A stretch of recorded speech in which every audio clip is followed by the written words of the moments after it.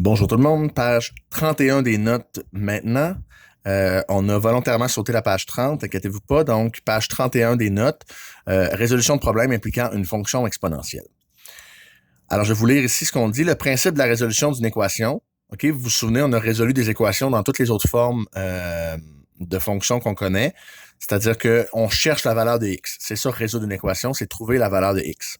Alors qu'on connaît toutes les autres valeurs. OK, isoler le x finalement. Mais là, isoler x ici, c'est ce qu'on vous dit. Par contre, l'inconnu dans une équation exponentielle est un exposant. Donc, on ne sait pas comment isoler ça, un exposant. Ça nous prendrait l'équation, l'opération inverse de mettre en exposant. Cette opération-là, c'est le logarithme, puis on ne le voit pas en CST. OK? C'est une fonction mathématique qui existe, ça existe l'inverse d'un exposant, mais on ne fait pas ça. Fait que nous, ce qu'on va faire, c'est qu'on va faire que des problèmes simples, entre guillemets. Donc, à chaque fois qu'on vous donne un problème de résolution d'équation en exponentielle, il va se faire de la façon que je vais vous montrer là.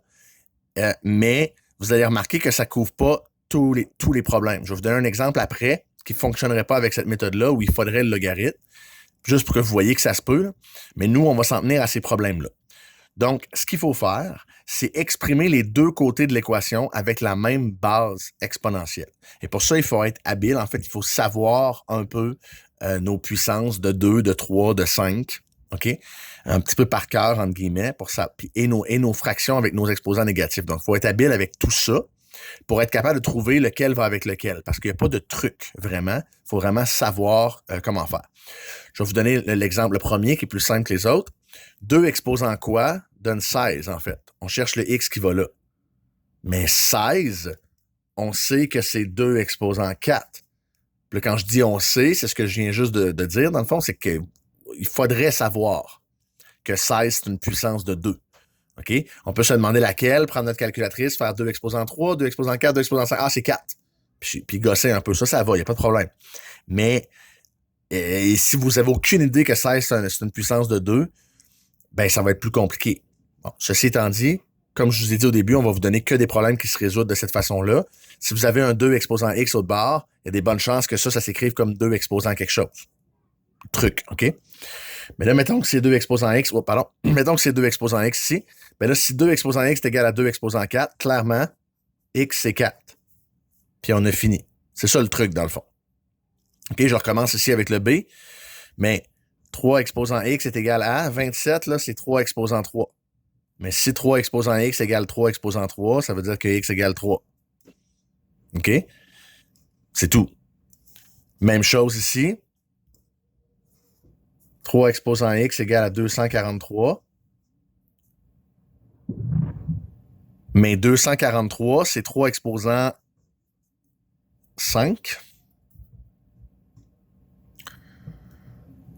C'est 3 exposant 5. Donc, 3 exposant x est égal à 3 exposant 5. On a donc que x est égal à 5. Et c'est toujours ça le truc. OK? Donc, des fois, on va twister un petit peu. On est rendu à d. d, c'est plus compliqué un peu. 5 fois 5 exposant x égale 125. Bien, ici, on a deux options. Soit qu'on les fusionne ensemble. 5 exposant 5 5 fois 5 exposant x, on peut additionner les exposants, ça donnerait 5 exposant x plus 1 en additionnant les exposants, qui est égal à 125. Puis là, on résout ça. Ou, plus simple encore, c'est pour ça que j'ai rien écrit encore, j'ai 1 fois 5, je vais diviser par 5 de chaque barre. Et là, si je divise par 5, j'ai 5 exposant x est égal à 25. Donc, 5 exposant x est égal à 5 à la 2, parce que 25, c'est 5 à la 2. Donc, x égale 2. Même chose ici. 2 fois 7 exposant x égale 686. Je divise par 2 chaque barre. J'ai que 7 exposant x est égal à 343. Puis 343, c'est 7 à la 4. 5. Ouais. 7 à la 5. Non. 7 à la 3. Oui. 7 à la 3. Désolé. J'ai eu un petit bug. Donc, c'est 7 exposant 3 qui est égal à 7 exposant x qui est égal à 7 exposant 3. Et j'ai x égale 3. OK? Et c'est toujours le même principe.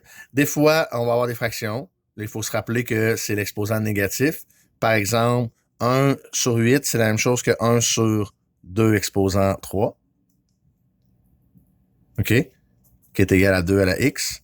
Et 1 sur 2 exposant 3, c'est la même chose que 2 exposant moins 3, qui est égal à 2 à la x. Donc, x c'est moins 3. OK? Ça, c'est la twist de la fraction. Quand on écrit notre fraction, on peut changer en exposant. Puis si on veut envoyer un nombre du dénominateur au numérateur ou vice-versa, on peut changer le signe de son exposant. OK? 2 exposant 8, c'est la même chose que 1 sur 2 exposant moins 8. Ou 2 exposant moins 6, c'est la même chose que 1 sur 2 exposant 6. OK? C'est toujours l'inverse. Ici, ben on pourrait les mettre sur la même base. Ici, le 8, on pourrait le mettre en base 2 pour le mettre avec lui. Puis lui, on pourrait l'écrire comme une demi. Ou on pourrait commencer par diviser par 8 de chaque côté. Si on divise par 8 de chaque côté, j'ai 2 à la x qui est égal à 1 demi divisé par 8, ça fait 1 16e. Encore une fois, votre calculatrice avec la fonction fraction, va vous donner ces réponses-là directement. 2 à la x est égal à 1 sur 2 à la 4, parce que 16, c'est 2 à la 4. Donc, 2 à la x est égal à 2 à la moins 4. Donc, x égale moins 4. On inverse quand c'est une fraction. Ici encore, divisé par 7, divisé par 7, j'ai 3 est égal à 3 exposant x, ben, x vaut 1. Celui-là est très simple. 1 sur 64, c'est la même chose que 1 sur 8 à la 2, qui est égal à 8 à la x. C'est donc 8 à la moins 2, qui est égal à 8 à la x. Donc, x vaut moins 2. Puis finalement, si je divise par moins 3 ici, je vais obtenir 32, qui est égal à 2 à la x, pas moins 32, 32, pardon. C'était moins divisé par moins. Ça fait un plus. 32, et là, 32, c'est 2 à la 5, qui est égal à 2 à la x. Donc, x égale 5. Et là, on a fait que des exemples où ça fonctionne, où il y a moyen d'écrire une base comme l'autre. Mais faites juste vous imaginer un exemple. Si vous preniez un exemple au hasard dans votre tête d'exponentielle, ben ça donnerait probablement quelque chose comme ça. Peu importe le chiffre, je sais pas moi, 3 exposant x est égal à 12. Puis là, vous cherchez le x qui va là. Mais ici, il n'y a aucune façon d'écrire 12 comme 3 exposant quelque chose. Le chiffre qui va là, la réponse, x égale quelque chose, c'est pas un entier.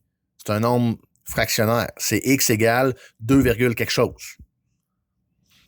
Et ça, pour le trouver, il faudrait utiliser ce qu'on appelle les logarithmes. Sur votre calculatrice, il y a une touche là, où c'est écrit log comme ça. Ben, il faudrait utiliser cette touche-là, cette fonction-là. Il voit ça en TS puis en SN. Ça permet de résoudre les équations où on ne peut pas faire le truc qu'on vient de voir, ce truc-là ici, pour réécrire les équations, pour réécrire un côté sous la même base que l'autre. Des fois, ça se fait pas. Ça prendrait autre chose. Dans votre cas, si vous avez l'impression que ça se fait pas, c'est que vous n'avez pas trouvé la base parce qu'il y a aucune... C'est impossible qu'on vous donne quelque chose qui se fait pas. C'est sûr que ça va se faire. OK. Donc, voilà pour la page 31.